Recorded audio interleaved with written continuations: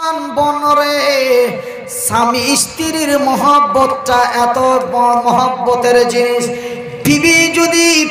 বিবি যদি তার স্বামীকে অতিরিক্ত ভালোবেসে ফেলে, ওই বিবি যদি মরে যায়, ওই স্বামীর যেন ঘুম হয় না।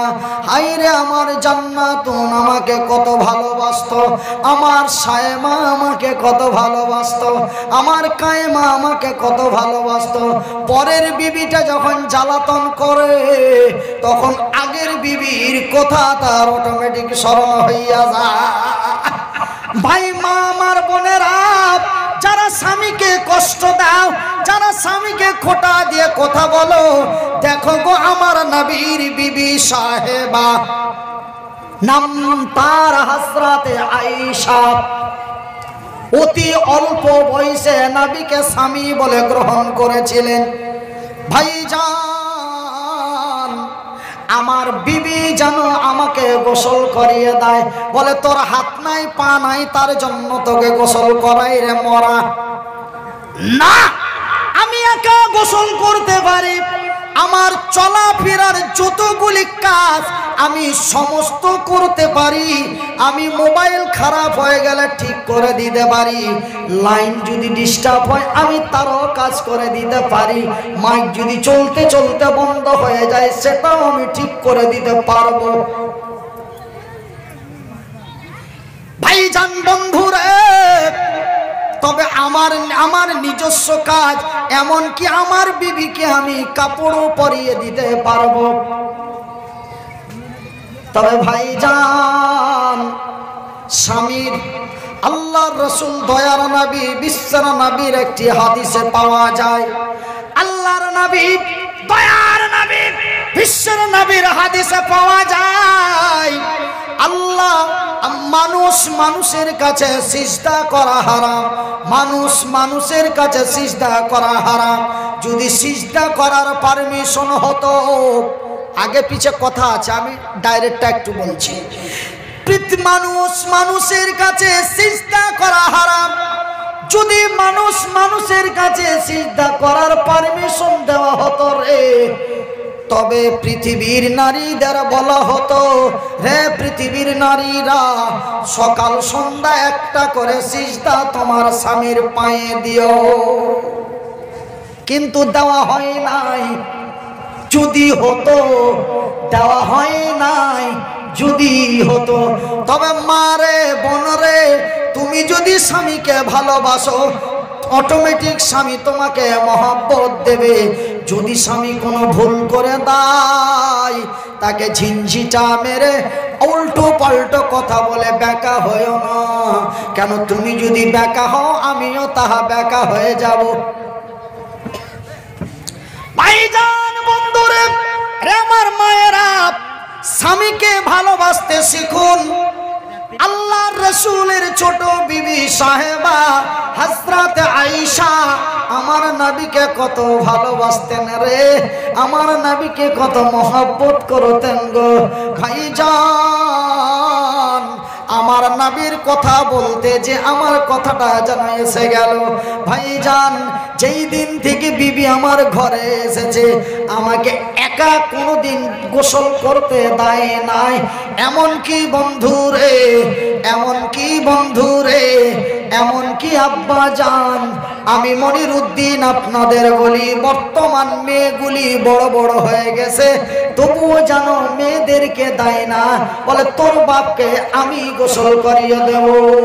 ঠিক একদিন এমনই এক ঘটনা, মক্কার মাটিতে আল্লাহর নবী দয়ার নবী বিশ্বের নবীকে যেন গোসল করাচ্ছেন হযরতে আয়েশা, আমার রাসূলের অত্যন্ত মহব্বতের বিবি। এবং নবী অন্যান্য বিবিদের বলেন, রে আমার বিবিরা, সতীনের জ্বালা যেন বড় জ্বালা, সতীনের জ্বালা যেন বড় জ্বালা। তোমরা শোনো, আমি সকলকে এক নজরে দেখি, একই মহব্বতে দেখি, একটু ভালোবাসায় দেখি, কিন্তু আয়েশার দিকে নজরটা একটু অন্য হয়ে যায়। তোমরা কিছু মনে করো না, কেন আয়েশা আমাকে অত্যন্ত অল্প বয়সে স্বামী বলে কবুল করেছে। আগে পিছে অনেকগুলি কথা রয়েছে ভাইজান, আমি সেই সব ইতিহাসগুলি না বলে মা বিবি তার স্বামীকে কতই ভালোবাসত। আল্লাহর রাসূল দয়ার নবী বিশ্বের নবীকে গোসল করাচ্ছেন, এমন একটা কাঠের পিঢ়াতে বসে আল্লাহর নবী গোসল করেছেন। হযরতে আয়েশা পানিগুলি তুলে তুলে দিচ্ছেন। এমনি করে বন্ধুরে হযরতে আয়েশার একটা পায়ের আঙ্গুল যেন পিঢ়ার তলায় চলে যায়। তো পিঢ়ার উপরে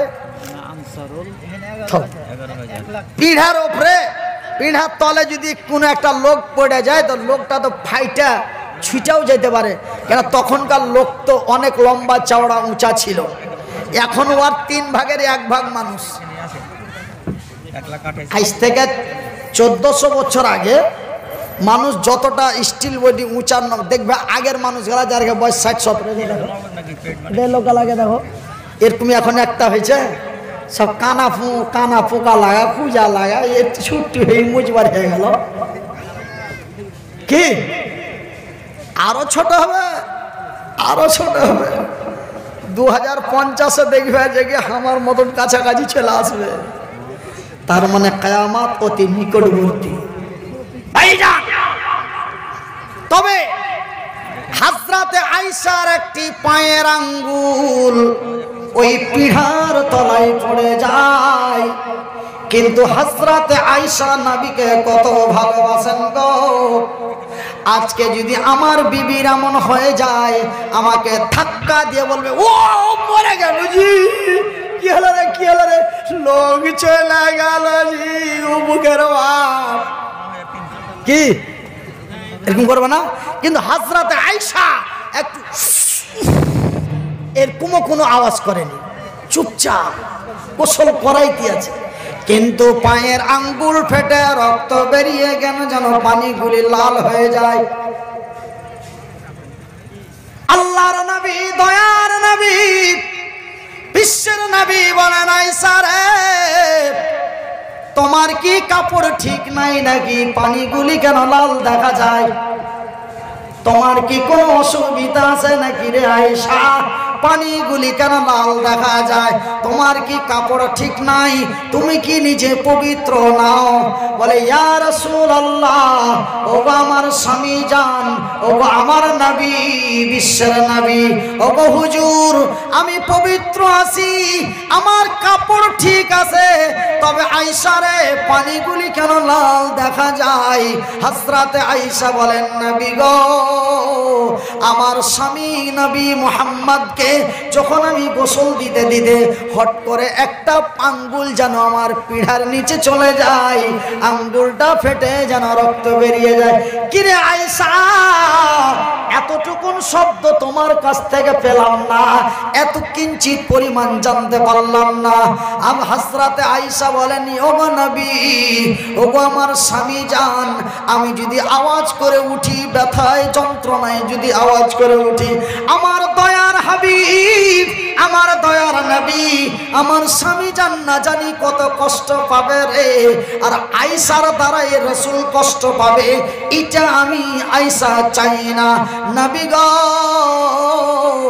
আমার আঙ্গুলটা ফাটা তো দূরের কথা, আমার আঙ্গুলটা যদি ছুটে যেত, আমি এতটুকুন শব্দ আমার নবীকে দিতাম না। স্বামীকে কতই তার ভালোবাসা ভাইজা আমার আম্মা মায়েরা। আর এখনকার কুইধার মারা যদি কাজে কাজে চাংড়া বিলা বাইর থেকে আসছে, চাটা খাইতে যায়, একজনের বহু পালিয়েছে, এই 1-1.5 মাসের খবর। বলছে ও রোজ রাত 9টার 10টার আগে আসে না, মানে কি ও কিছু এদিক ওদিক লাইন ঘাট করছে। আর চাংড়াটা এত সিধা সাদা, তো বাহিরে ছিল, বাহির থেকে এসে গুজরাট কেরালা কোন থেকে বাহির থেকে আসছে তো রোজ যাইছে, 10 বন্ধু পয়সা চাটিয়ে হয়ে গেছে, দেখবেন কাউরি পয়সা হয়ে যেত ওর পিছিয়ে 4-5 চাংলা লেগে যাবে, দেখো খালি খরচা করে। এইগুলো হলো আমাদের বাদিয়া সোসাইটির নিয়ম। এদিক ওদিক ঘুরছে, আস্তে টাস্তে রাত 10টা হয়ে যায়। ওই যে দেখ রে আর কিছুই নাই, তোকে ছাড়া আমি কিছু বুঝি না, তা ওকে বিশ্বাস করবে না। বিশ্বাস করবে এখানকার ঘটনা বর্তমানে এগুলা ঘটছে ভাইজান। রাত 10টা 11টা বেজে যায়, রে রুবেলার মা চাটি ভাত দাও তো। পারবো না। কেন রে? খুলে খেয়ালাও। কেন রে? রাত 11টা পর্যন্ত ঢেমনির ঘে পাশে ঘুরে বেড়াবে, আর 11টায় এসে কবে যে ভাত দে। পারবো না, যা ইচ্ছা তা করো, পারলে খুলে খেয়ালাও, না হলে না খেয়ে শুইতে যাও, দিয়ে পাছা ঘুরিয়া বালিশে মুড়ি ঠিক করে থেকে আও। ও থামতে পারবে? থামতে পারবে? ওইখানে ছিল গরু হাঁকা পাইনা লাঠি, উঠিয়া একদম 60 তুই তালাক, তোর বাপ তালাক। উছড়ার আগে বুঝতে পারলাম না যে তালাক হয়ে গেল। তালাকের ব্যাপারে কোনো রহস্য চলে না, তালাকের ব্যাপারে কোনো দিমাগ চলে না, তালাকের ব্যাপারে কোনো মজাক চলে না, তালাকের ব্যাপারে কোনোই চলে না। তুমি যদি রহস্য করে বলে এই তোকে ছেড়ে দিলে কি হবে রে, চা তোকে 1 তালাক 2 তালাক তোর বংশ তালাক দিয়ে দিবে। যদি রহস্য করে দিয়ে দেয়, আর 3টা তালাকের মধ্যে 1টা তালাক মাইনাস, এরপরে ও ছাড়তে গেলে 2টা তালাক দিতে পারবে। আর লাইফ টাইম হয়ে গেল 2 তালাক আগে বহুলিয়া খাইতে হবে। যেদিনই ছাড়ুক ওর মাত্র 2টা তালাক, ফের 1.5 মাস পরে যদি ফের কহে দেয় তোকে ছাড়লে কি হবে, তোর বাপ মা কি করে নেবে, চা তোকে তালাক দিয়ে দিল, আর আরেকটা তালাক হয়ে গেল। এই একটা তালাক লিয়া বহুকে করে খেতে পারবে, কিন্তু ফের যদি কোনোদিন হাসতে হাসতে রাগ করে কহে দেয় তবে বহু কিন্তু জব্বারের হয়ে যাবে, বহু কিন্তু করিমের হয়ে যাবে, বহু কিন্তু আর পাবে না। তখন সলিমের সুদে বিয়ে দিতে হবে। সলিম যদি মাসখানেক 2 মাসখানেক বেহে টেহে যদি ছেড়ে দেয়, তবে করিম জাব্বার করতে দোবারা বিয়ে করতে পারবে, না হলে জাব্বারের বউ শেষ। লাইফ টাইমের মতো হতে পারে, 2 মাস পরে ঘুরিয়ে পেতে পারে। কেন আমি ওকে বিয়ে করেছি ছাড়ার লেগে কি তোর মতো? ভাইজান আব্বাজান, এগুলোর ব্যাপারে অনেক হাদিস আছে, অনেক ইতিহাস আছে।